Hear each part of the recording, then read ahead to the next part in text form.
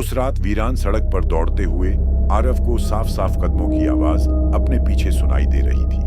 हवा ठंडी थी, लेकिन उसके माथे पर पसीना बह रहा था। सड़क के दोनों तरफ घना जंगल था और दूर कहीं टिमटिमाती एक स्ट्रीट लाइट बार बार बुझल रही थी।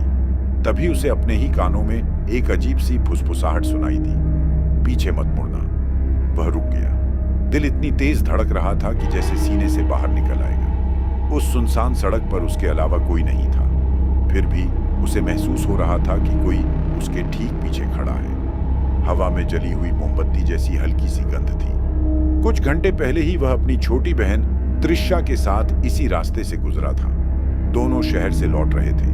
गाड़ी अचानक खराब हो गई थी और नेटवर्क भी नहीं था।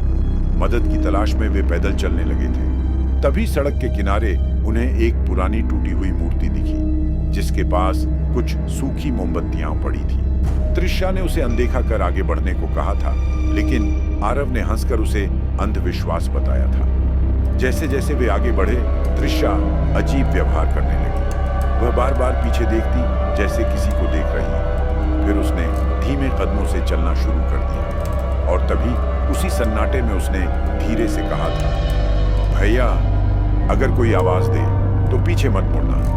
अब वही शब्द आरव के कानों में गूंज रहे थे। उसने खुद को समझाया कि यह सब दिमाग का खेल है, लेकिन पीछे से आती सांसों की आवाज साफ थी, जैसे कोई उसके बेहद करीब खड़ा हो। उसने हिम्मत जुटाई और दौड़ना शुरू कर दिया।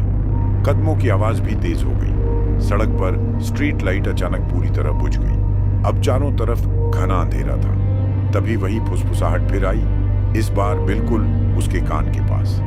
आरव खुद को रोक नहीं पाया। उसने धीरे धीरे गर्दन घुमाई और वो वहीं खड़ी थी, सफेद कपड़ों में, चेहरे पर अजीब सी मुस्कान। लेकिन वो त्रिशा नहीं थी। उसका चेहरा धुंधला था, जैसे धुएं से बना हो। आंखें पूरी तरह काली और हाथ में जली हुई मोमबत्ती, जिसकी लौ हवा में भी सीधी जल रही थी।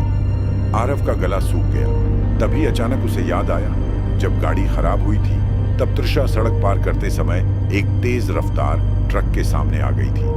वह उसे बचा नहीं पाया था। जो उसके साथ चल रही थी वो त्रिशा नहीं थी। अगली सुबह उसी वीरान सड़क पर आरव की गाड़ी ठीक हालत में मिली। दरवाजा खुला था। अंदर सीट पर मोम की जली हुई बूंदें जमी थी। आरव कभी घर नहीं पहुंचा और आज भी उस सड़क से गुजरने वाले कुछ लोग कहते हैं, अगर रात में वहां कदमों की आवाज सुनाई दे तो पीछे मत मुड़ना, क्योंकि अगर तुम मुड़ गए तो शायद वो तुम्हारे ठीक पीछे खड़ी होगी।